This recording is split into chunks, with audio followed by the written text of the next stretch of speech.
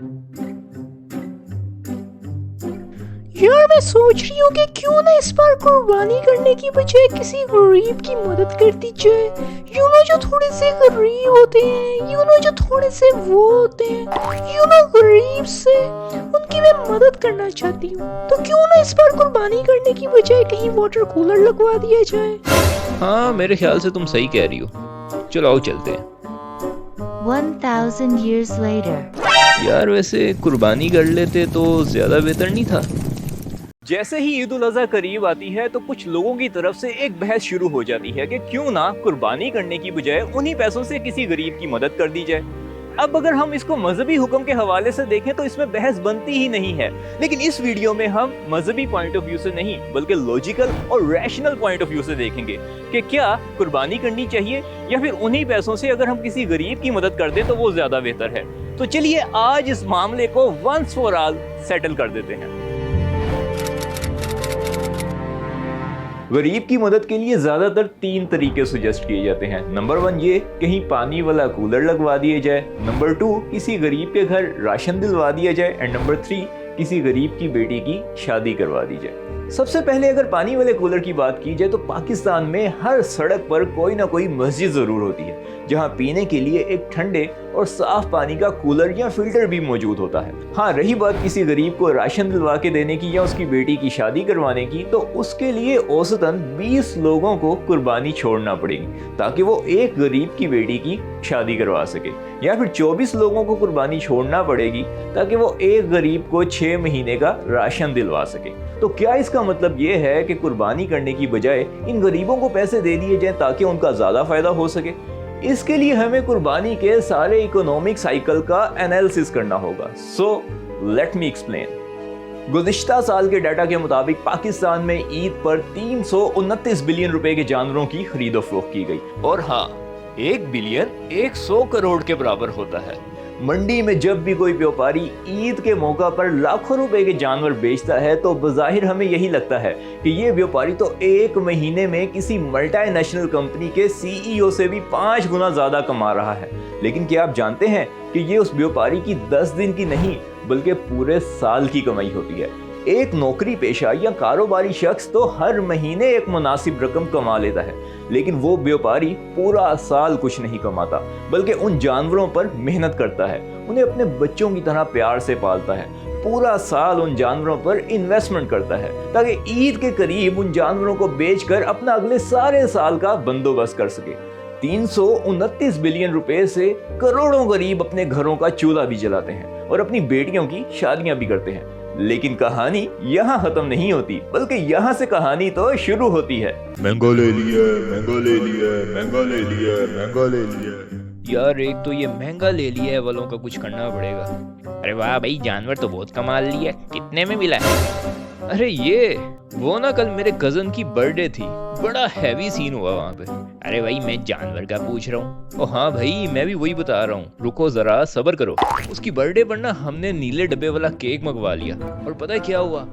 जैसे ही हमने केक काटा तो उसके अंदर से ये सांड निकल आया। अरे भाई क्या बात कर रहे हो यार, मैं नहीं मानता। अरे सच्ची, इसका तो रियल कलर भी वाइट है, वो तो केक की चॉकलेट की वजह से ब्राउन लग रहा है। नहीं यकीन तो चाट के देख ले। अच्छा भाई ये बताओ कि केक कितने का आया? यही कोई 1500-2000 का। अरे यही तो, महंगा ले लिया केक।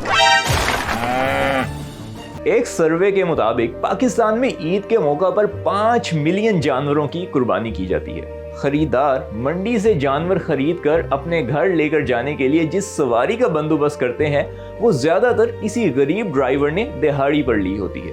तकरीबन 1.5 बिलियन रुपए इन जानवरों की ट्रांसपोर्टेशन पर खर्च किए जाते हैं, जिससे गरीब ड्राइवर को भी रोजगार मिल जाता है और गाड़ी के मालिक को भी साइड इनकम मिल जाती है। जब वो जानवर घर आता है तो इन 5 मिलियन जानवरों को बांधने के लिए 5 मिलियन जंजीरें या रस्सियों को भी खरीदा जाता है, और जानवरों को सजाने के लिए डेकोरेशन के सामान की खरीदो फरोख्त अलग, और सबसे इंपॉर्टेंट चीज इन जानवरों की खुराक यानी चारा।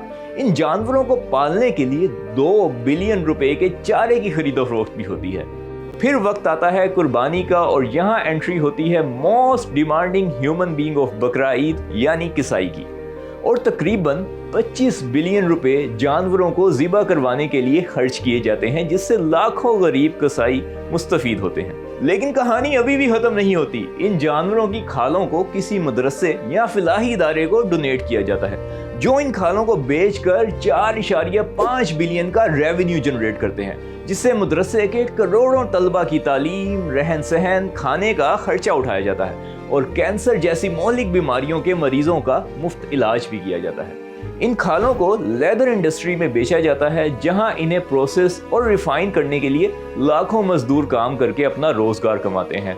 उसके बाद इन रिफाइंड खालों को लेदर प्रोडक्ट्स बनाने वाली कंपनीज की तरफ से खरीदा जाता है, जहां पर ना सिर्फ लाखों लोगों की नौकरी चलती है, बल्कि इन लेदर प्रोडक्ट्स को मुख्तलिफ ममालिक में एक्सपोर्ट करके $1 बिलियन यानी 300 बिलियन रुपए का रेवेन्यू जनरेट किया जाता है। इसी डॉलर की बढ़ती हुई कीमत और रॉ मटेरियल की इंपोर्ट की वजह से जहां हर इंडस्ट्री नुकसान का शिकार है, वहां बकरा ईद का एक इवेंट ऐसी इकोनॉमिक एक्टिविटी जनरेट करता है जिसके लिए ना तो बाहर से कुछ इंपोर्ट करना पड़ता है, बल्कि लेदर प्रोडक्ट्स को एक्सपोर्ट करके $1 बिलियन का ज़र मुबादला पाकिस्तान लाया जाता है, जिससे मुल्क की जीडीपी भी ग्रो करती है। और इसके अलावा जो करोड़ों मेहनत कश गरीब लोगों को रोजगार मिलता है, उसके स्टैटिस्टिक्स कुछ यूं हैं।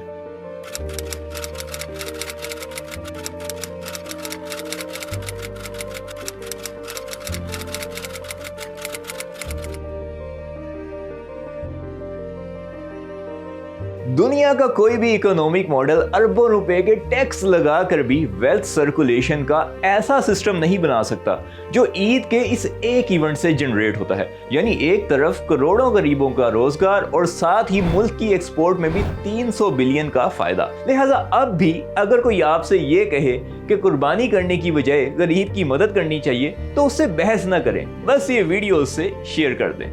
अच्छा बात सुनो, ये खस्सी बकरा क्या होता है? यार खस्सी बकरा वो होता है जो देखने में तो बहुत हैवी लगता है, लेकिन एक्चुअली उसकी तारें काट के उसको न्यूट्रल कर दिया होता है। काली काली वीगो में बंदे न डालो, हमें जिंदा रहने दो ए डंडे वालो। काली काली वीगो में